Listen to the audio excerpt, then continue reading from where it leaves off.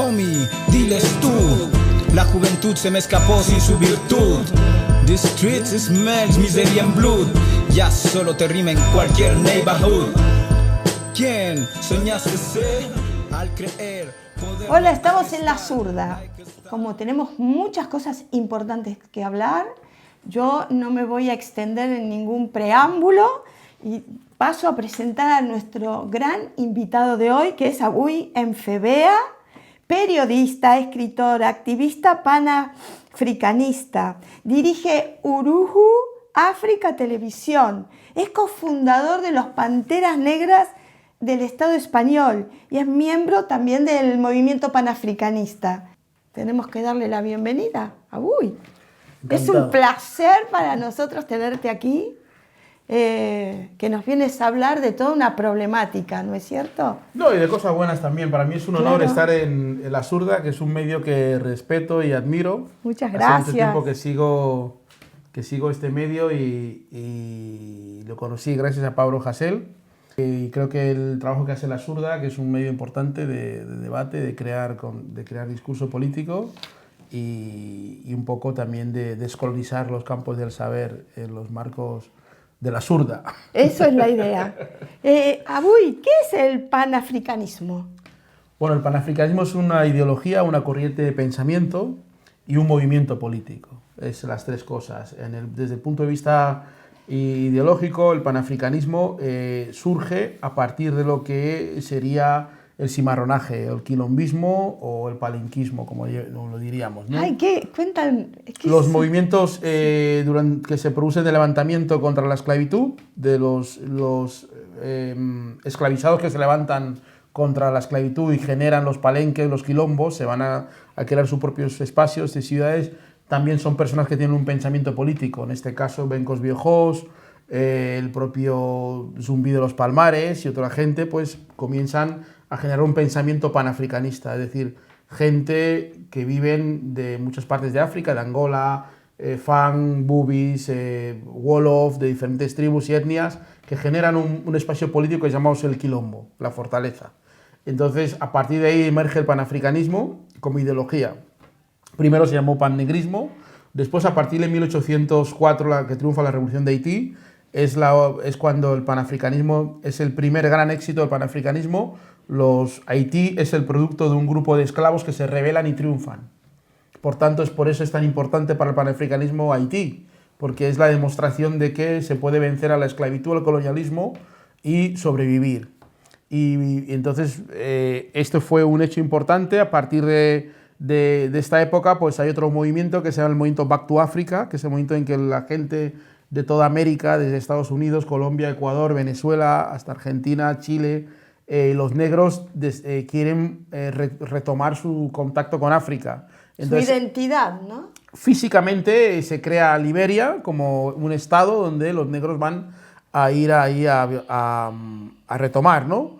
También es el momento en que se producen movimientos fuertes racistas en toda América, como el movimiento de Sarmiento en Argentina, en Chile, en Perú, en Ecuador, y en Estados Unidos pues la gente empiezan con el movimiento Back to Africa, hasta que este movimiento también se une también con el nacionalismo negro de Delany y finalmente llega el más eminente de todos los grandes movimientos y referentes históricos del panafricanismo, que es Marcus Garvey, la UNIA, Universal Negro Employment Association, que se funda en Jamaica a partir de todo ese proceso del cimarronaje, ¿no?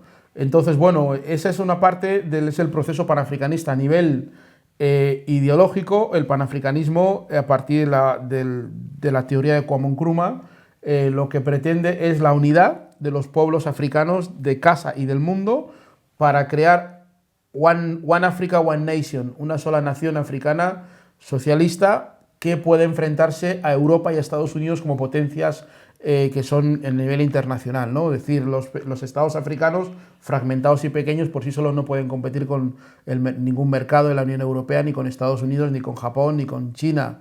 El sueño del panafricanismo era una independencia unida. El colonialismo, el imperialismo europeo tuvo éxito porque logró fragmentarlo, ¿no? Divide y reinarás.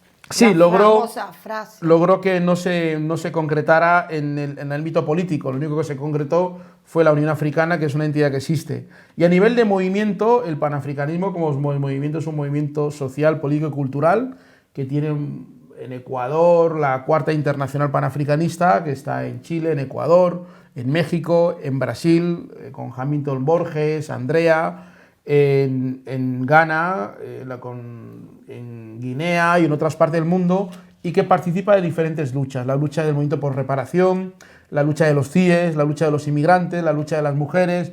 Tiene diferentes perspectivas. El 25 de mayo, que es el Día Nacional de África, no es el Día de África, sino es el Día Nacional de África. Es el día donde la lucha del panafricanismo se conecta en todo el mundo, ¿no?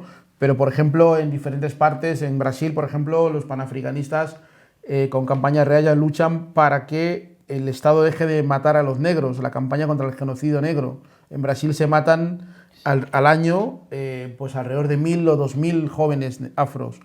En Ecuador se está trabajando pues para empoderar a la población, en Santo Domingo, para frenar el ataque que hay contra la población haitiana.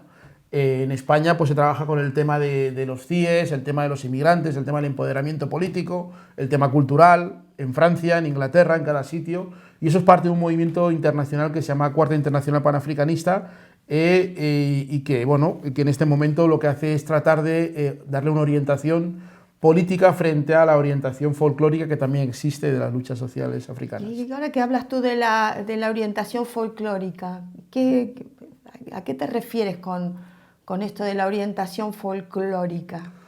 Bueno, no solamente en el panafricanismo, sino que históricamente el colonialismo siempre ha tenido dos tendencias, frente a la rebelión de los esclavos. En la película de Django, de Tarantino, si la ves, hay otra película que es 12 años de esclavitud, que tiene otra perspectiva diferente. Es decir, es el blanco el que salva al esclavo. Y en Django es Django el que salva a la chica, mata a Samuel L. Jackson, que es el tío Tom, y destruye la plantación y abole la esclavitud, la esclavitud es el capitalismo. Es decir, el capitalismo surge a partir de la acumulación primitiva, según dice Marx, de traer gente de África, explotarla y hacer una acumulación económica. Esa es la perspectiva. Entonces, frente a los movimientos africanos y negros que se rebelan, el sistema siempre genera también otros negros folclóricos para contrarrestar esta acción, ¿no? Entonces, introducir debates pues, muy abstractos y muy naif para que la gente no esté pensando en esto. Entonces, en el último Congreso Panafricanista en España, que fue en abril en Zaragoza, el documento final dice que el panafricanismo sí es un movimiento de liberación y lucha, no es un movimiento folclórico, porque se tiende a confundir el movimiento negro y el movimiento panafricanista, que son cosas que van juntas pero no son iguales. El movimiento negro, pues desde los partidos tienen sus negros, Vox tiene su negro, el PSOE tiene su negro, el PP tiene su negro, todos, y estos negros no tienen por qué plantear ninguna reivindicación en favor de la causa negra, ni panafricanista, ni afrocentrada. Más bien son elementos decorativos, ornamentales. Esto se ve mucho en el cine americano o con los negros en Estados Unidos, que están como luchando, pero por el capitalismo, ¿no? Una vez que ellos acceden a ciertos privilegios, quizás se vuelven individualistas. No, digo a nivel de España, que es donde mejor podemos verlo, y a nivel de Latinoamérica, el hecho de que Vox haya puesto a un negro por Barcelona obligó a los demás partidos a pensar en que los inmigrantes tienen derechos políticos. Entonces, ¿hasta qué punto existe una conciencia política en esos inmigrantes que están en estos partidos que tenga que ser Vox quien genere ese cambio?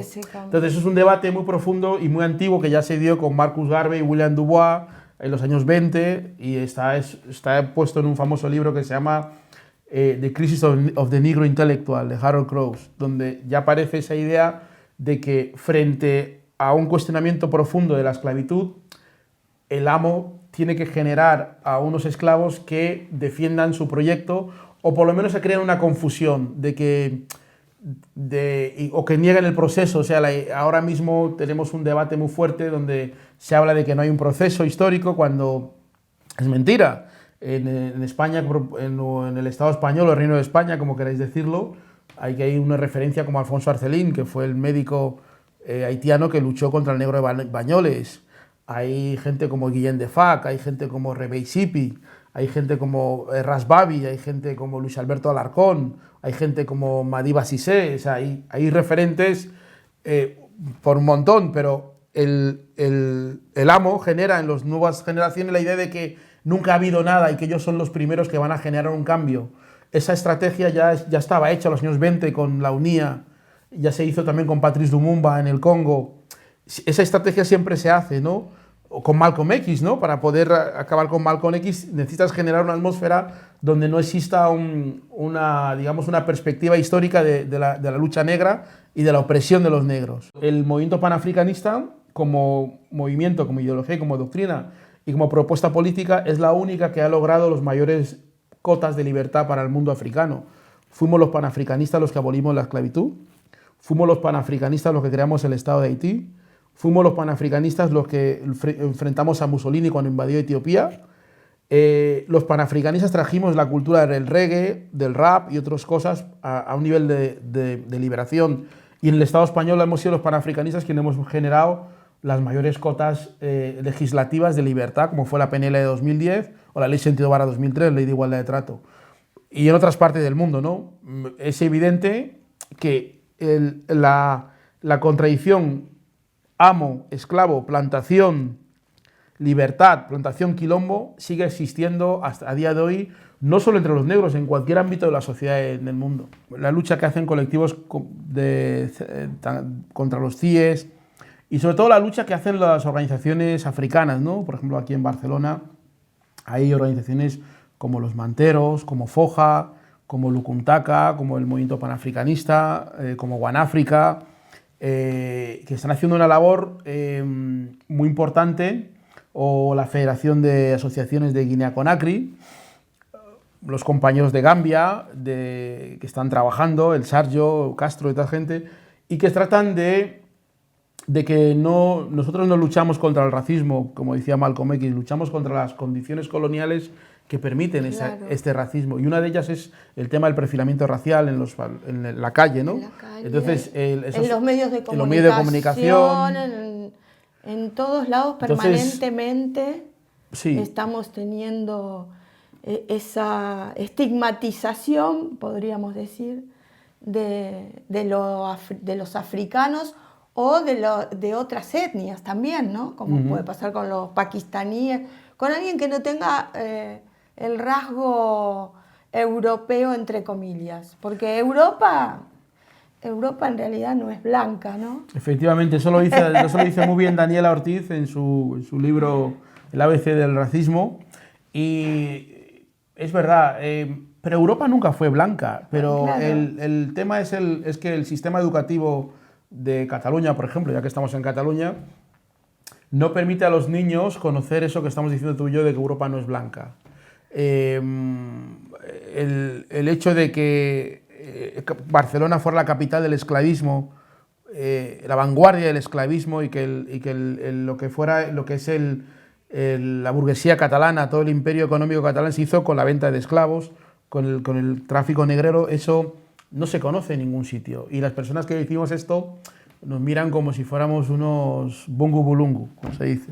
Entonces, normalmente, a no ser que lo diga un blanco, entonces cuando lo dice un blanco pasa a ser categoría ya intelectual. Cuando lo digo yo, es que estoy lleno de odio. Entonces tienes que tener en cuenta que realmente no es lo que se dice, sino quién lo dice. Vosotros estáis formando un partido por un mundo más justo, ¿no es así? Bueno, el Partido por un Mundo Más Justo es una iniciativa que ya tiene años, del año 2004. Nosotros estamos apoyando la candidatura de Marius Macom, que es un compañero camerunés, una persona íntegra que viene de las bases del movimiento panafricanista, militó en la Foja, actor, y que se presenta como el único candidato negro a la alcaldía de Barcelona. Lo que se pretende con su candidatura es poner encima de la mesa todos esos problemas que estamos hablando, de todas esas mujeres inmigrantes que les quitan los hijos porque ha llegado tarde de comprar y hay una denuncia de los vecinos y le llaman el hijo a los menores, el tema de los CIES, el apoyo a los manteros, el tema de la gentrifugación de los barrios, el tema de que en los alquileres abusivos que hay contra los inmigrantes, gente paga en fin, y sobre todo el derecho de la población diversa a expresarse como tal, sin que muchas veces cuando tú te encuentras con gente inmigrante tienen miedo a hablar desde su punto de vista, entonces hablan así en el bar o en casa, pero en público quieren representar a todos, quieren ser del Madrid, del Barcelona, del Estudiantes, yo soy el Atleti, yo no voy a ser nunca del Madrid ni del Barça, entonces ellos son de todos. Entonces, esa forma de ser de todos es por la debilidad que existe a nivel conceptual y a nivel, digamos, doctrinal, de tener una representación de sí mismo. Entonces, Mario Macom, a través del Partido por un Mundo Más Justo, que es la plataforma electoral que apoya las iniciativas de los panafricanistas y que hemos puesto encima de la mesa, pretende que haya un cambio sobre eso, ¿no? El tema de las muertes en el estrecho, el tema de que los políticos no pueden no tener el tema del racismo en su programa electoral. El 90% de los partidos no lo tienen. El tema de que no puede haber tantos muertos en el estrecho y que no pase nada, ¿no? Todo eso es lo que el movimiento panafricanista ha apoyado al compañero y al hermano Marius Macom, que, insisto, es una persona de una trayectoria bastante de lucha en estos temas y que además es una persona que ha crecido aquí en Barcelona, es catalano parlante y que es del barrio de Nou Barris, o sea, es un compañero vino aquí con 5 años. Y bueno, frente al hecho de estar en época electoral, los panafricanistas y los negros queremos ser también centro de debate. No queremos que cuando hay elecciones no se hable nunca de los negros hasta que se acaba. Entonces los políticos vienen a pedirnos el voto, vienen a hablar con los inmigrantes, pero siempre en función de su voto. Y nunca en función de los inmigrantes tienen sus problemas, ¿no? Y sobre todo la necesidad que es de articular un discurso político. La única diferencia entre el movimiento panafricanista y el resto de los movimientos negros o movimientos migrantes es que el movimiento panafricanista tiene un discurso político elaborado hace mucho tiempo y que se le puede identificar. Tomás Sankara y Castro Nguema también lo dijo hace poco. La lucha es el único medio para conseguir cualquier nivel de lo que sea. Si estamos hoy aquí es porque nuestros antepasados han luchado, pero normalmente lo que se les presenta a los jóvenes negros de hoy es que ya no hace falta luchar. El problema es el racismo, y el racismo lo que hay que hacer es adecuarse a él, ir bien vestido, estudiar en una universidad, tener una formación para que te puedan respetar. Pero el ser humano intrínsecamente es respetable y está lleno de dignidad. Yo quiero que me definas, porque tú tienes una muy buena definición del racismo y cómo se inicia el racismo. Bueno, el racismo es prejuicio más poder. El prejuicio y el poder. El racismo es algo muy reciente. El racismo surge a partir de la Revolución de Haití, 1804. Cuando las élites europeas, frente al levantamiento del quilombo de los negros esclavos que asumen las ideas de la Revolución Francesa y las llevan en marcha, porque Francia había hecho... Es decir, que Haití era colonia francesa, efectivamente. ¿No? Entonces, claro, ahí... Francia había hecho la revolución, pero no había abolido la esclavitud, igual que Estados Unidos. Claro. Sin embargo, si tú entras en cualquier universidad, lo que te enseñan es la Revolución Americana, la Revolución Francesa, nunca la Revolución de Haití.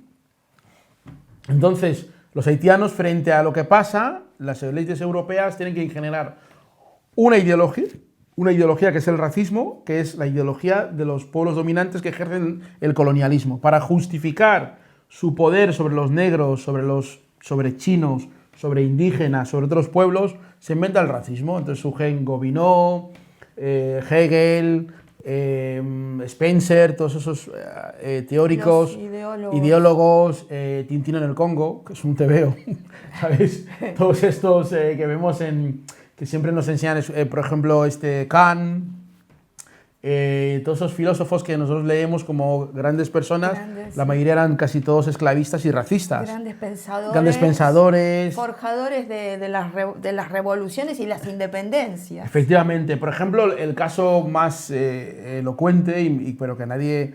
es el de Bolívar. Bolívar, que fue un revolucionario contra España, pero fue un traidor a la causa negra, porque los haitianos le dieron dinero, le financiaron, le dieron armas, le dieron pasaportes falsos. Para que luche contra la ocupación española, digamos. Pero con la condición de abolir la esclavitud. Claro. Luego no la abolió, porque dijo, ¿quién va a trabajar? Claro. Pero no claro. Entonces no solamente Bolívar, San Martín, Higgins, todos los demás libertadores hicieron lo mismo. Sí. Entonces, una revisión de la historia, cuando yo digo esto de Bolívar, no estoy yendo en contra de sus otras obras que hicieron, pero el dinero, la formación militar, el general Petién, el general de Sailly se lo dieron para eso, y luego él no lo hizo. No es que no lo hizo, además, restableció otra vez la esclavitud en los territorios de España. Es decir, se expulsa a España, pero ellos quedan restableciendo la esclavitud. Se queda el blanco, el criollo, el hijo del español, terrateniente. Entonces luego, 3 siglos después, ponen a Bolívar como libertador de la patria grande, ¿no? Entonces, los negros, como no tienen capacidad crítica, porque estamos bajo unos tutelajes coloniales, secuestro mental de la élite negra, no somos capaces de cuestionar eso, al igual que el propio Martí. Martí no hizo nada en la lucha contra España, fue un día a la guerra, pegó un tiro y murió. Y tiene un aeropuerto, tiene una plaza, tiene una cartera, tiene no sé qué falta, tiene todo. Y los negros que lucharon, como Antonio Maceo, como Quintín Cabrera, como todos los demás, no tienen nada. Entonces, claro, cuando uno comienza a darse cuenta de esas cosas, se da cuenta de cómo puede ser que un tipo que fue un día a la guerra, que como poeta era un tipo también, tampoco era un gran poeta, y que sea el referente de todo un proceso revolucionario. Y es porque la élite negra no pudo, tras 1811, la matanza que hubo, el Partido de la Gente de Color en Cuba, pues no pudo resarcirse de esa situación. Es una situación colonial, pero eso era en América Latina hay 200 millones de afrodescendientes, ¿no? En toda América. Sí. Producto de la esclavitud, hay que decirlo. No es que la población negra no proviene de Sudamérica. La población negra proviene de la esclavitud de las colonias. Por eso yo creo que es muy importante descolonizar los campos de saber. Y la práctica política tiene que ser más descolonizada, y la responsabilidad no es tanto en los blancos, insisto, es más en la propia gente oprimida, que es la que realmente... tiene que luchar por sus derechos. Sí, porque los blancos no van a dejar de hacer lo que han hecho sus padres, sus abuelos durante siglos. Pero es importante que cuando el foro de la dona, o como se llame, por ejemplo, hace cualquier encuentro, pues llame a gente como Remey Sipi, que son expertas y que vienen luchando, y que les digan realmente qué es lo que se necesita, y no que ellos, desde su intangibilidad, pongan sobre la mesa proyectos e ideas que nos llevan a que 30 años después de la muerte de Lucrecia Pérez, 30 años después de que Samba Martín muriera en el CIE, y que todas estas mujeres, y que además sostienen el sistema, esas mujeres sostienen el sistema. Claro. Son las que, no solamente a nivel de trabajo, sino a nivel de que si no hubiera personal, la élite no podría funcionar. Tienen hijos que llevar al colegio, cocinar, planchar sus trajes, su ropa, la llevan al tinte, pasean los niños. Todo ese trabajo no se puede tomar como si fuera algo nuevo. Entonces la mirada colonial está detrás de esa reflexión. Muchas gracias, Abuy, por haber estado con nosotros. Yo lo dije antes, empecé el programa así sin preámbulos porque había mucho que decir. Tienes que venir otra vez a este programa porque nos aportas un montón de cosas. Quería agradeceros que me hayáis invitado a La Zurda y y también felicitar por la trayectoria de este programa y por ese trabajo de... Esto sí que es contrainformación y por la legitimidad de introducir debates en los medios de comunicación que no son de actualidad, ¿no? Entonces, y también por el hecho de permitir que se hable de negros sin que sea un agravio, ¿no? Nosotros tenemos que luchar siempre para que la gente no vea nuestras ideas como un agravio, como una... incluso entre los propios negros. Ojo, que cuando llegan los... Es que ya han llegado, es que ya está bien, somos todos iguales, ¿no? Entonces yo agradezco que eso se produzca y que una ciudad como Barcelona, que en este momento está con muchas expectativas y que la inmigración, por ejemplo, sirva para civilizar un poco esta ciudad y que todo esto que estamos hablando aquí sirva para que se pueda sostener la Zurda como proyecto político y como proyecto mediático. Muchísimas gracias. No, gracias a ti. Sí, hasta otra en La Zurda y gracias por compartir nuestros programas. Forjándonos en el frente, forjándonos en un mundo indecente que achucha con hambre a la gente, condena la mente del inocente. Forjándonos en el frente, forjándonos en un mundo indecente que achucha con hambre a la gente, condenan la mente del inocente. In sorrows we pray every day to Prophet Marcus Garvey.